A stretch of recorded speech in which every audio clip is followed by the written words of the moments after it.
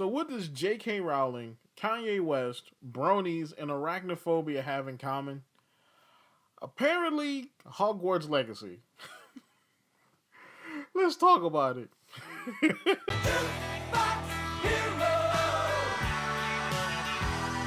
What is up, YouTube? My name is Mario, aka the Lootbox Hero, aka YouTube's greatest fat man here, bringing you another video. Okay, so originally the first video of the year was going to be my most anticipated games of the year. Start the year off with something happy. But this Hogwarts Legacy story just keeps evolving and evolving in weirder and weirder ways. This show is this whole thing is like a katamari of weirdness.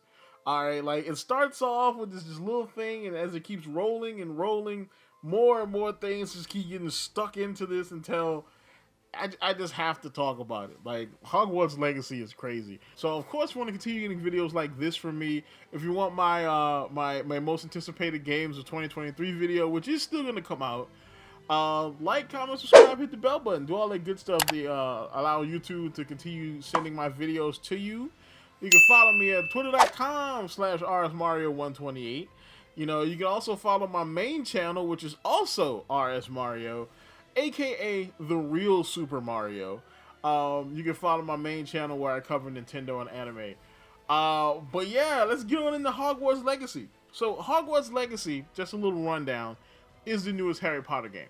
It's basically the new blank plus Skyrim equals whatever game. You know what I'm saying? It's a big, massive open world. Well, not massively, but it's a big open world RPG set in the Harry Potter universe. And I think it's a prequel to the original movies, if I'm not mistaken. So this is like before Harry and maybe even before Voldemort. But yeah, you know, and this movie, I'm so used to talking about TV shows at this point. This video game has been getting a ton of backlash lately.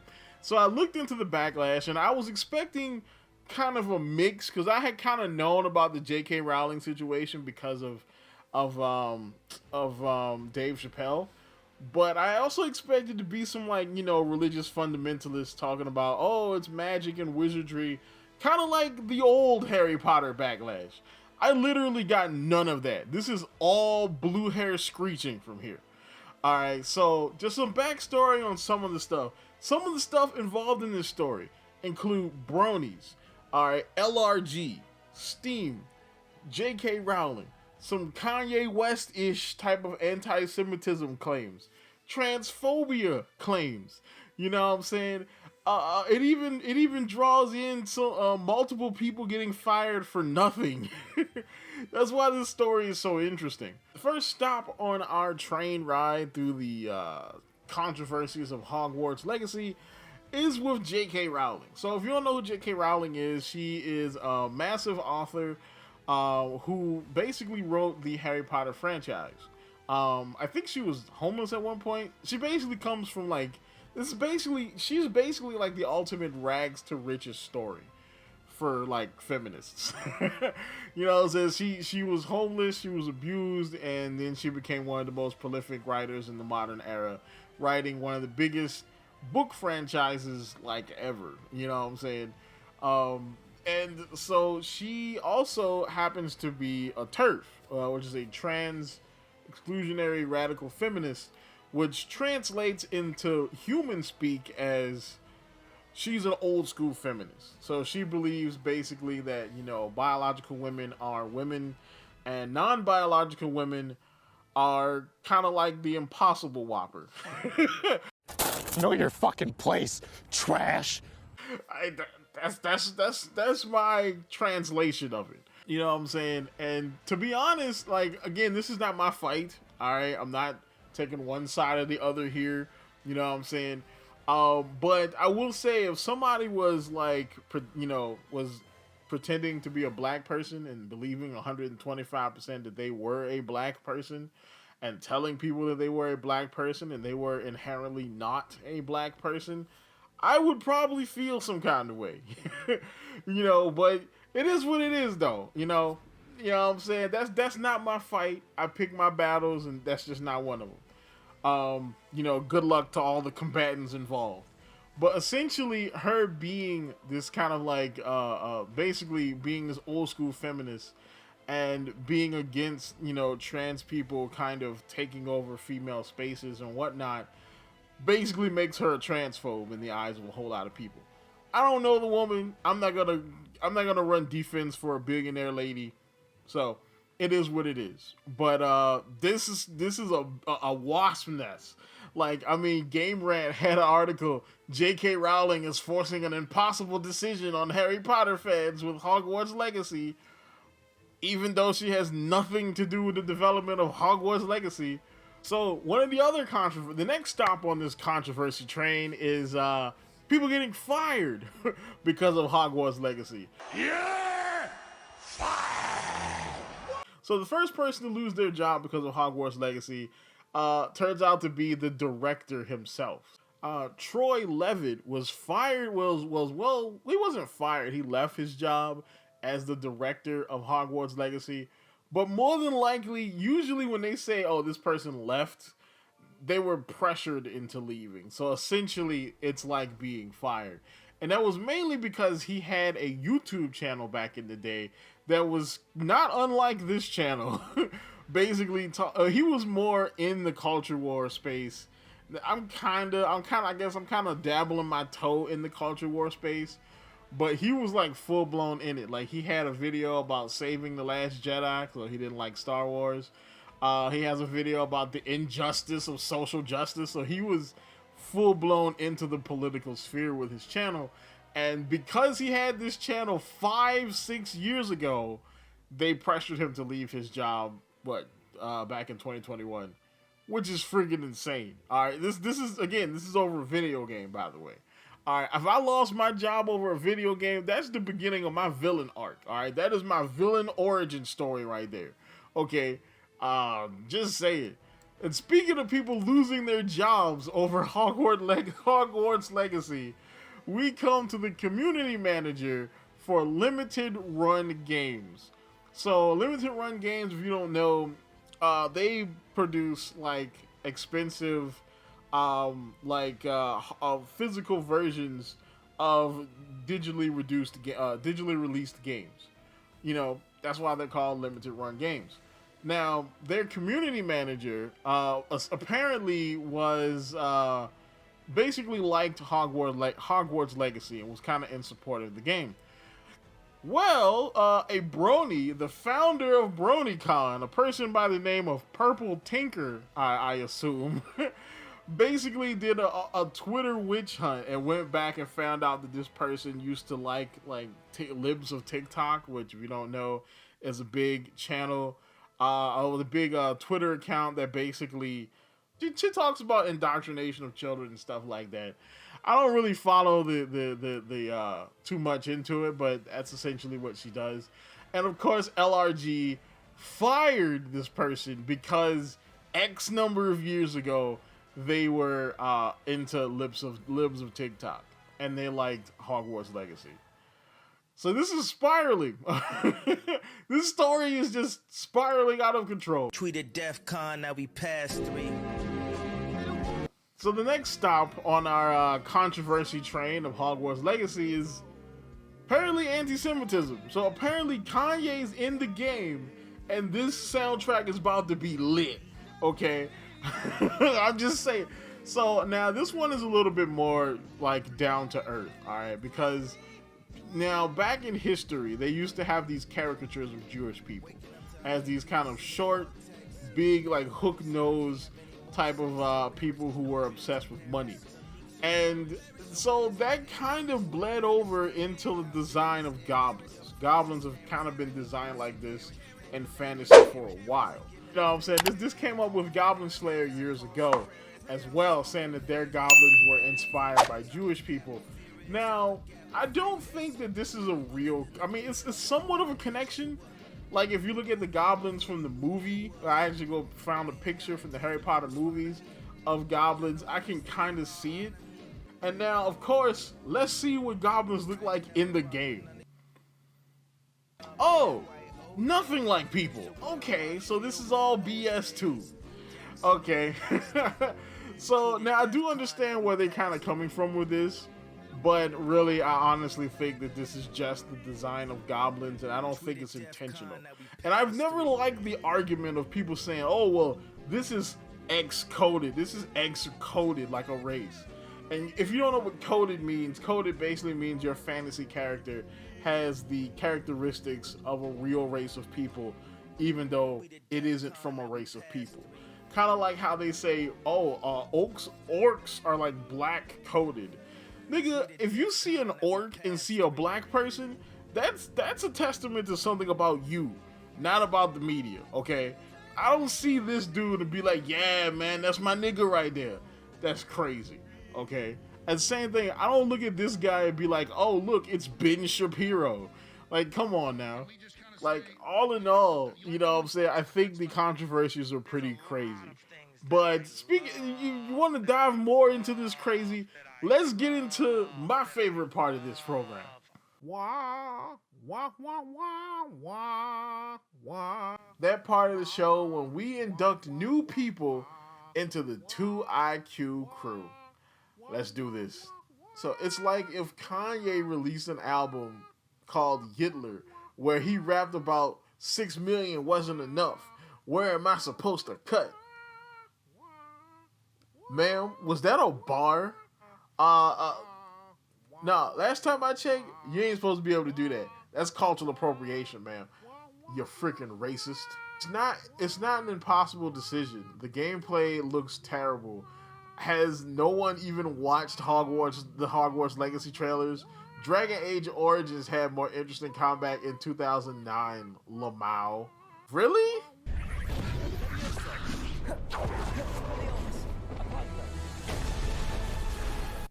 That looked pretty slick. Don't fucking buy Hogwarts Legacy if you remotely care about trans people. But I want to support the devs. They got paid. Your money goes to her and maybe some execs. Tell me you don't know how business works, or game development, or game studios for that matter, without telling me you don't know how any of that stuff works. Okay, so yeah, they have been paid, but see, they're regular people. They're not executives, right? So they either get paid hourly, you know what I'm saying, or they get paid like salary, but they have to continue to get paid. So if the company fails, because the game they've been developing for the last X number of years fails, the studio fails, and if the studio fails, those possibly hourly employees don't get paid anymore. Again, if I lost my job because some people on Twitter was mad at somebody that had nothing to do with me, and I lost my job because of it, that is the start of my villain origin story. Alright, they're going to be asking, what made Mario turn into a transphobe? That's what it was, okay? That was the moment he became a transphobe right there. In case anyone needed another reason not to buy Hogwarts Legacy, physical copies will apparently require a day one patch to play the game. No, this isn't how every game is. I've played many recent games unpatched. WB is being stupid with online DRM again. Don't buy it. Oh, you're a special kind of stupid. We got a special wing in the 2IQ crew for you, bro. Good lord, like we gonna have to induct you with one of those safety helmets that they put on there to keep kids with the soft skulls from killing their brains. Okay, so Hogwarts Legacy has a day one DLC or day one patch. Many games have day one patches. Okay, day one patches is different from DRM. DRM is digital rights management. That means that every time you play the game, you have to be connected to the internet. Alright, even if it's offline play, you still need to be connected because they need to verify that the game is real. This isn't DRM, this is just a patch. So technically, you know what I'm saying? Say if you live out in the middle of like buttfuck Utah, right? And you don't have any internet. You know what I'm saying? Or your internet is crappy. So you go down to the local McDonald's with with your gear, and you set out your gear up, and you download the patch at McDonald's, you can go home and play the game because the game's not an online game. There's a difference between downloading a patch, connecting to the internet one time, and having to always be connected to the internet. About Hogwarts Legacy, I'm going to gloss over the J.K. Rowling thing real quick. Why would you want to play a game about extinguishing a rebellion of an oppressed people? The entire game is a right-wing talking point. You're a fascist in the game. Well, I mean, it depends on if these oppressed people are evil or not. I mean, seeing as though these oppressed people are literally freaking goblins, I would say that, yeah, that qualifies as something that you would like to repress. You don't want goblins to like rule the world. You know what I'm saying? There are some rebellions that aren't good. You know what I'm saying? Not every rebellion is like Star Wars. Okay, chill out, homie.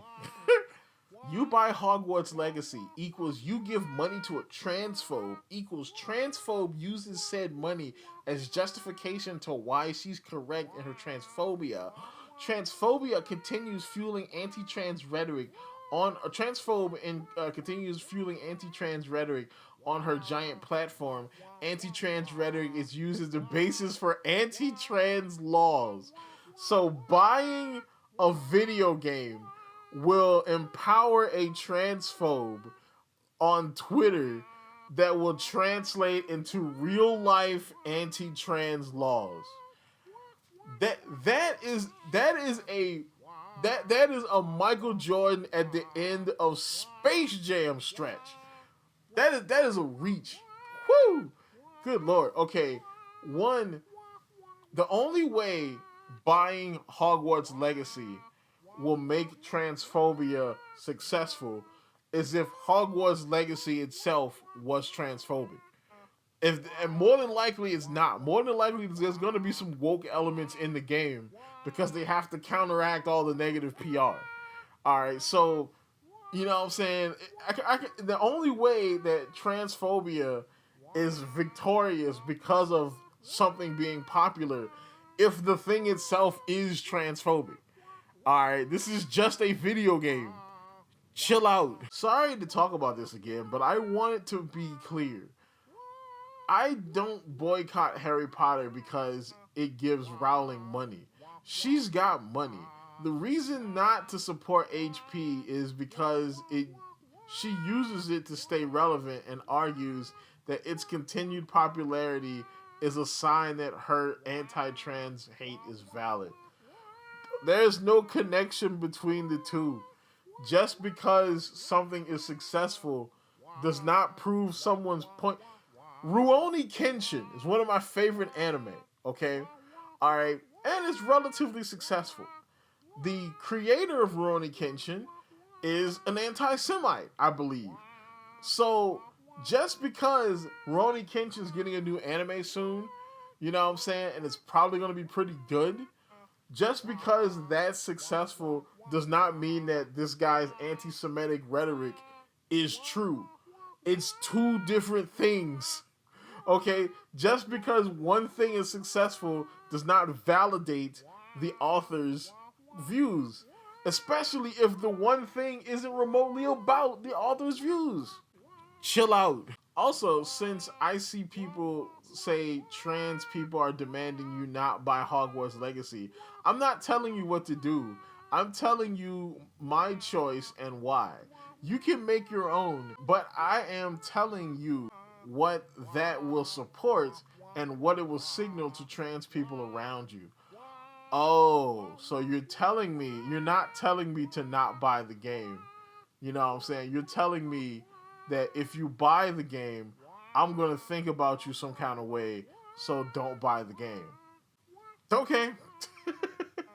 So finally, we at the end of these two IQ crew things, we need one voice of reason. So we have Taladins, Taladrus. Yes, this person. I'm with Tim Buckley, you know what I'm saying, author of Control Alt Delete on this one. like it or not, Hogwarts Legacy is going to be viewed by someone as a stand for something. You will be judged if you buy the game or not. And that's more than likely what's going to happen. You know what I'm saying? Voice of reason, regardless. You know what I'm saying? You either, if you buy the game, you're a transphobe. If you don't buy the game, you're a cuck. You don't win no matter what you do.